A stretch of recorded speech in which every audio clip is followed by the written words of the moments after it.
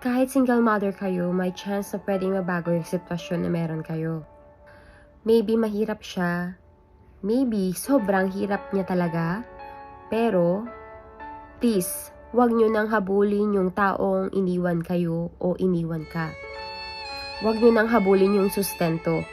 Kasi, di ba, kung may pakialam siya sa iyo at sa anak ninyo, hindi nyo kailangan mag-demand na mga bagay na sinasabing mga sustento.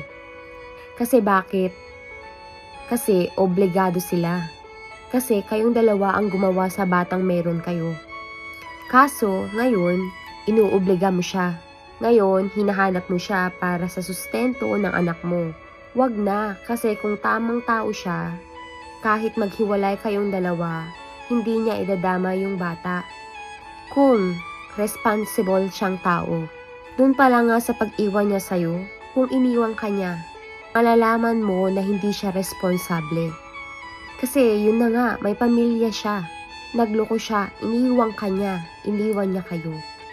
Ngayon, sasabihin ninyo na magde-demand kayo?